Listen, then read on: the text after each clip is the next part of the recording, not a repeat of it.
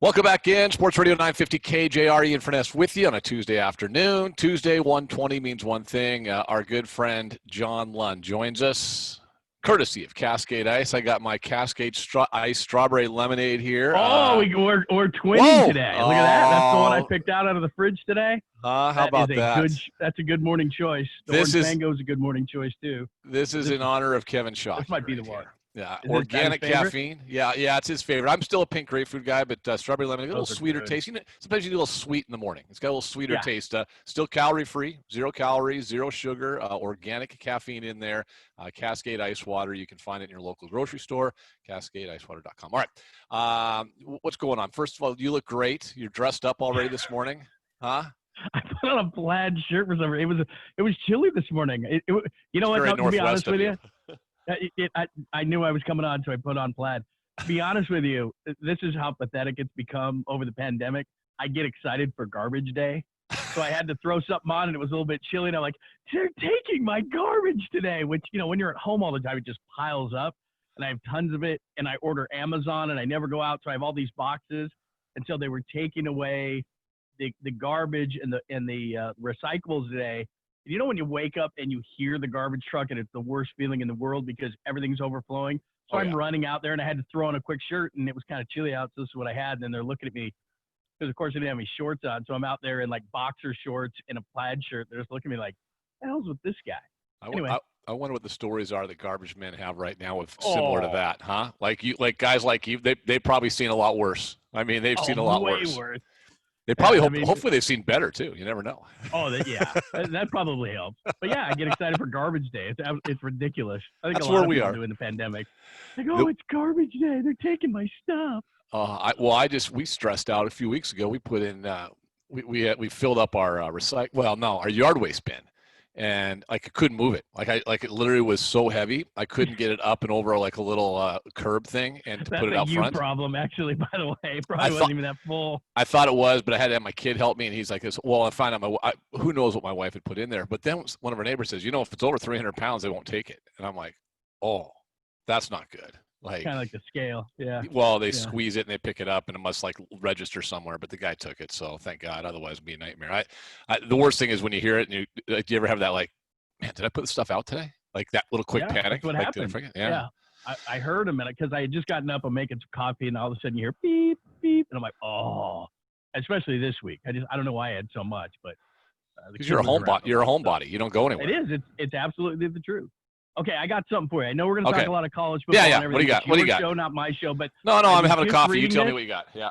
This was perfect for you and I because friends of Furness, and I want to find out how good of a friend you are because I just read this story about, and this is kind of Northwest too, that if you encounter a bear, the National Park Service, NPS, put this out, that if you encounter a bear, it says all the things you should do. You don't run because then they think you're prey. It's like a dog. Like, oh, yeah, we're having fun. We're playing. Don't want to play with a bear. But all these different things they said.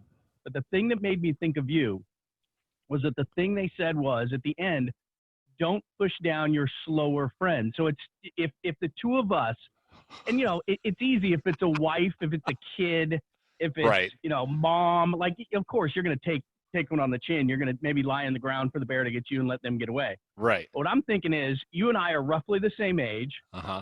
We've lived probably similar lives. Like we're pretty even, right? Right. So if you and I are running from the bear and one of us has to survive, are you choosing you or are you choosing me? This is a big time friendship question for you. Well, I think here's the problem.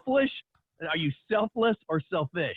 Well, I think I'd be selfless, but only because it wouldn't matter because you're built like a halfback, maybe more like a fullback these days, right? My speed is gone. But you're built like a fullback. I'm built more like a left tackle. And I think if it was a race, we'd probably look at each other and say, all right, best man wins, and away we go. And I would probably lose just because I'm 6'4" and you're 5'10" or whatever the hell you are. So, right. Yeah. Right. You're gonna win the race. So it doesn't matter. I'm gonna die, and I will just say it was because I'm a selfless individual and I was taking care of my friend John. Okay. It does say just don't push your friend down. They said it don't. Push I don't think it would matter. You wouldn't down. You wouldn't have to push me because in my best of years I wasn't a fast guy anyway. So like, it wouldn't matter. He might look at me though like I'm just a morsel and he wants a main course. It depends on how hungry he is. So we may not have any choice. But if we were in a dead heat, would you save me or save yourself? Dead heat? Oh, I'd save myself. Yeah. Glad you said that, because so would I. Yeah, okay. I mean, come on. Checking. I mean, I would have said the same thing. I was waiting for you to possibly say, because you are a nice guy. Yeah, I'm a nice guy. That you would save me, but no, I know you wouldn't. Yeah, Family, you got to save. Wife, you got to save. Yeah. Kids, you got to save. Mom, you got to save. Yeah. If it's between two good friends, like if someone was 10 years younger than me, I'd be like, you know what, I live 10 years more. Sure. But you and I are roughly the same age. No comparison. Yeah, I would say it myself, but I don't think it would matter, because he probably, if nothing else, even if speed was correct, it depends what the bear had, like what he liked.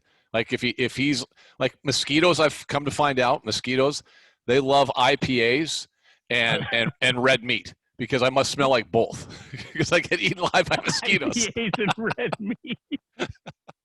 All right, carry on. Sorry. Maybe a little bourbon and tequila. Maybe a little bourbon and tequila mixed in there. I'm more bourbon. I'm a bourbon guy, and I'm on a liquid diet, so I haven't eaten since like. That's well. You know what? Now we got to get our other sponsor hooked up with you. We got to send our buddies from Chambers Bay Distillery. Got to send you some bourbon. I heard you talking about those guys. Yeah. They got a good vodka. They got a good vodka too. They got a Ron vodka that goes good with the Cascade ice water. Here we go. There's product placement again. So there you go. Beautiful. John Lund joining us. KNBR weekly visit brought to you by Cascade Ice Water. All right.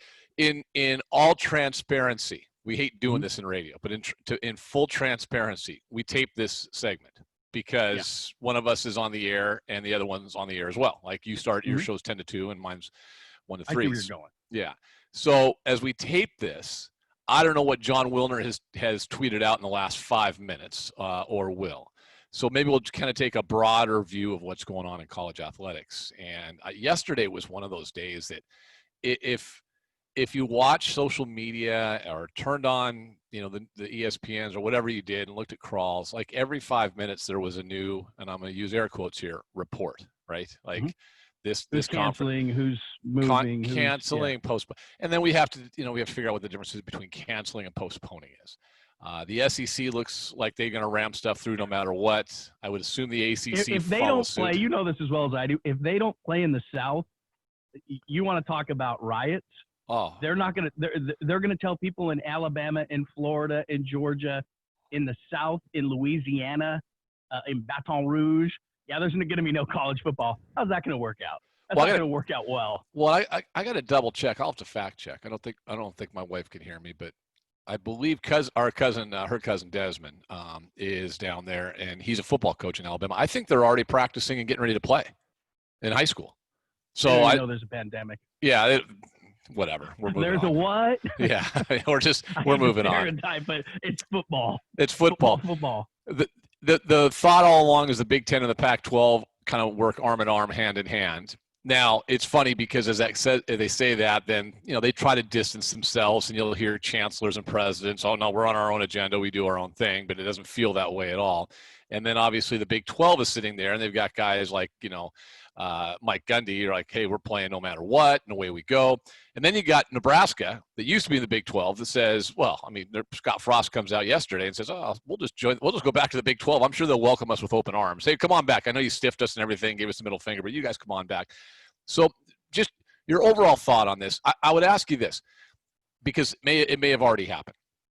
Would you prefer, let's just use our conference, the Pac-12 for a second. Would you prefer that here in the first third of the month of August, when they've already redone a schedule, shooting for the start of the end of September, would you prefer that they just say, hey, let's put it on pause and give it a couple more weeks and see what happens? Would you or prefer a cancellation? What would you prefer they do? And who knows? This could be all retro and it could have already happened. Okay, I'm going to leave this broad, like you said, and I'm going to ask you a question back. Okay. This is really simple to me. First and foremost, we all know it's about money, because if it was about safety, this is the same old discussion we always have. We're worried about the student athlete. No, you're not. It's a money issue. So It's not, Nick Saban yesterday saying they're safer with me than they are their own family. No, they're not. Okay, they're not. You're playing a physical sport. The NFL has protocols. The NFL has the money to do the testing. All these different things. You're talking about 18 to 22-year-old kids. We've been there. We have them. You think that they're going to be responsible? I'm going to stay in my dorm and study. There's a raging party. My hormones are raging, but I'm going to stay. I'm going to do the protocols right. So throw that all aside for a second. I'll ask you this very simply. Sports is dessert, all right? It's a society. You have a functioning society, and you get sports because it's the dessert. You can't eat the broccoli before you eat the chocolate cake. We don't deserve the chocolate cake because we didn't eat the broccoli. Does that make any kind of sense? College football shouldn't be played. If we're talking about safety, move it back to the spring and see what happens. On the West Coast, one of the things I always loved about growing up here, and as you well know, I've been a vagabond and traveled all over the country and done this thing. We have it in perspective. If it has to be moved to spring, we'll figure out something. In the South, it's different. In Nebraska, I've covered games there. They have nothing else to do. They don't know what they're going to do with themselves. How I think this may work out is that the Ohio States, Nebraskas, Alabamas, LSUs form this coalition for a year, and they just play football because they've got nothing better to do. In the Pac-12 and other places, I'm not saying what is right and what is wrong. What I'm saying is we're not a functioning society that deserves college football. The NFL can do it because they have the money. They have the protocols. They're going to do as good of a job as they possibly can. But we're seeing even professional athletes. The Cleveland Indians just did this. Pitcher goes out, pitches a good game. He goes out. His teammates in a meeting trying to defend him. Oh, he was out with him too. This is going to happen left and right in college football. There's no way to make it work. And the only reason to do it is the finances. I get it. I understand Nick Saban. I understand Scott Frost. But there's no way that college football can be played. And I want sports back. All these people who say that we in sports don't want sports, it's what we do. Of course we want it. But it makes no logical sense whatsoever. Well, I would differ in a sense. I agree it's money, but and just having a high school senior to be a football player, knowing how desperately he and his buddies want to play. College is a little bit different, but I think that, I mentioned this on our show yesterday. I think that there are a number of you're the fifth-year senior that's going to play a little bit this year for the first time. You're not playing in the NFL. You're not playing in the NFL. But desperately, can you move it? I'm not advocating canceling it. Yeah, can you move and it? That's what I'm going to get to. Yeah, you desperately want to play. Those are the kids, and that's where the adults have to say, we need to take a step back. I would be in favor of, let's pause it for a little bit and see where we're at, see where the cases are. I think here's the problem. You're not going to be able to isolate on campus, as you said. But if you just shut it down right now, period, I think you're going to see also, especially because a lot of kids, I look at Wazoo, there's a lot of kids back on campus, but a lot of kids that are on campus are also student athletes that have been there for a while, whether it's the football players, soccer, women's soccer is playing this fall, volleyball, et cetera, right? Those kids are all there anyway. They're going to intermingle. Like you said, we're going to see things happen. I don't know what the answer is. I think maybe taking a quick pause, and here's the pause I would take, because they obviously don't have that long-term plan done yet. Take the pause. And then when you do actually shut it down for the fall, which more than likely will happen, give us a plan for the spring. I've seen, a lot of people want to complain about, or not complain, a lot of people want to advocate against and argue against spring football being played. I think if you play an 8 to 10 game schedule, you shorten down the schedule, but you play 8 to 10 game season, when you can, by then, knock on wood, hopefully we'll be at a point where, if nothing else, there's a vaccine by sometime early next year, maybe by the end of this year, depending on who you want to listen to. Then you can have at least some fans in the stands, if not more. You play a shorter schedule. You have spring football anyway. You just don't have a spring football in terms of practice this year. And if you're done by the first part of May, then, the kids are off May, June, July. They're working out anyway, but they're off. There's no contact. And then football doesn't start till the middle of August anyway. For colleges, you don't have contact right away. I think it's very doable with this health and safety of the kids in mind at that point. And then I think everyone kind of wins at that situation. I'm with you. I think having it in the fall, the NFL is one thing. You can tell an NFL player, listen, just like baseball right now, because baseball teams are at home, and unless you're the Marlins or the Indians, you're doing the right thing. Hey, go to the park, go home. Go to the park, go home. On the road, go to the park, go to the hotel. They basically, NFL teams, as you know, John, those guys are at the facility for 10 hours a day anyway, right? Say, listen. They can create a bubble there. And I've talked to a lot of guys this week, as you have, via Zoom. Yeah. You have these professional teams. Now, look, certain guys are going to go astray. That's just the way it goes. Right. There's different personalities. But at the college level, right, there's just we can all go back to that age. We're not going to make great decisions from a social standpoint. It's a microcosm of society. What's happening with younger people? And it's no offense. Look, when I was that age, I was an absolute dumpster fire, and I'm pretty close to that right now, but I'm a little tiny bit more mature. Sure. I can make decisions based on the whole. When you're that age, it's all about you. And it's never been, the reason why we're struggling as a country is it's never been more about us. We're all this certain brand. We've all got Twitter, this and that. It's about me. It's supposed to be about us. This is how we have to get through this thing. And college kids are just not going to be able to do it. There's going to be massive spreads. It's, as you just pointed out, and for people to say, well, geez, it's always been in the fall. I get it. But we're playing NHL hockey in August. We're playing NBA playoffs in August. Hey, that's the point. You have to move. Now, we've never seen this. So you have to do things that we've never seen. Well, it's a pretty simple solution. Here's the other thing, and sorry to cut you off. No. The NCAA can't even do simple things right. You're telling me that they can get a protocol in place, which, by the way, I haven't heard anything about protocols. I've heard nothing. So you're going to take all these universities, all these different states, all these different conferences, and they're going to agree on certain protocols with 18 to 22-year-olds. It's going to be like herding cats. The NCAA can't do simple things. You think they can do this? No way. Well, and I like what you said, though, right there. And that is hey, it's a blast right now if you're a sports fan. I mean, like you on a nightly basis, heck, at 9 in the morning sometimes, you can take a pick of an NHL game or an NBA game. And I don't know about you. I mean, I've watched both, and you know, they are both being played at a level I never expected. Like it's not, hey, we're going through the motions in the gym, or we're not just taking a nice little leisurely skate at the practice rink. No, far from it, man. Those guys, everyone's chasing down the same thing. They're chasing down a ring, and they're in their bubble. And yeah, NHL hockey. Think about this: hockey, and it's being played on ice, and it's being played in August. Are you kidding me?